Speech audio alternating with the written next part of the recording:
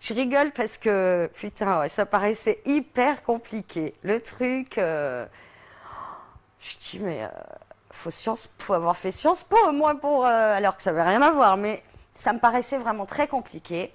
Il se trouve que je suis tombée à Laura sur une infirmière, sur deux infirmières qui s'appellent Pascal et Claire, qui sont formidables.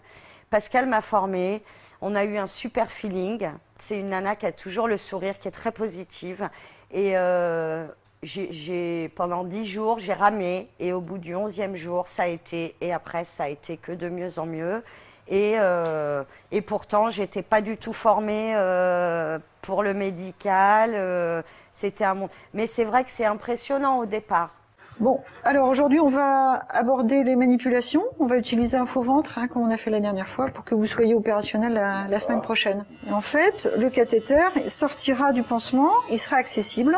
On n'est pas obligé de le désenfouir 3 fois par jour pour faire un échange. Et le pansement, en fait, voilà. Il faudra le faire tout autour de l'émergence. Du tuyau de l'émergence. Voilà. Je regarde donc ma pochette et je vérifie qu'il y a une date de péremption, voir si elle est encore bonne. Oui. Ah.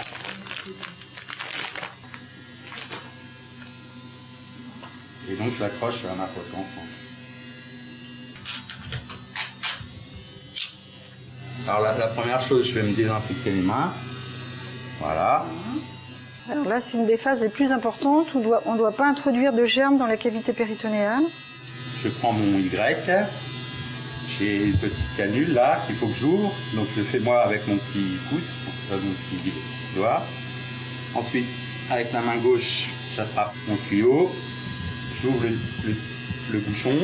Je laisse tomber. Et je fais la liaison en fait. Voilà, la connexion en fait. La connexion, voilà. Voilà. Une fois que c'est connecté, je prends mon joint. La coquille bétalinée. Voilà.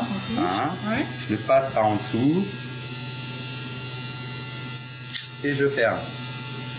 Et après, je tourne pour que ça prenne bien la bétaline en fait. Là, on est complètement tranquille. En réalité, vous pourriez enlever votre masque, votre charlotte. Donc, je clampe. Je mets un clamp sur mon tuyau d'arrivée. Voilà. Ensuite, j'ai une petite canule à ouvrir ici pour que en fait, le liquide puisse sortir. Et donc, je vais compter 10 secondes. Et pendant 10 secondes, le liquide va couler dans la poche qui est en bas. Donc, pour pas introduire d'air dans la cavité péritonéale. Et rincer la connexion.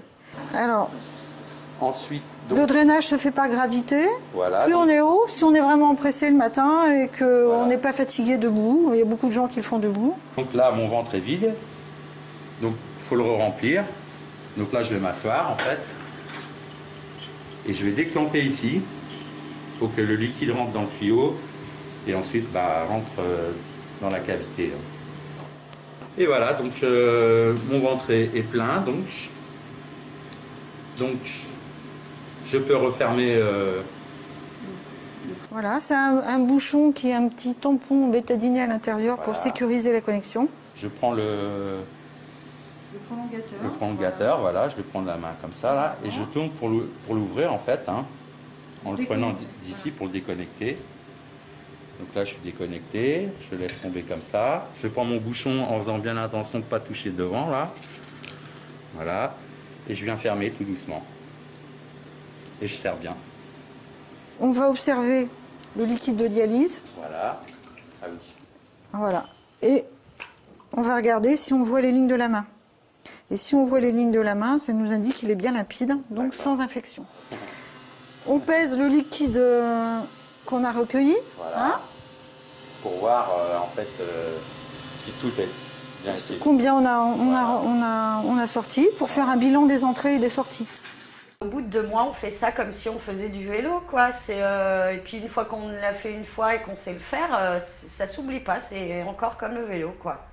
Ça fait partie de. C'est pas compliqué. Je trouve que la personne, elle s'est drôlement bien débrouillée. Je pense qu'il est prêt à aller se dialyser lui-même chez lui, quoi. Il n'y a pas de souci.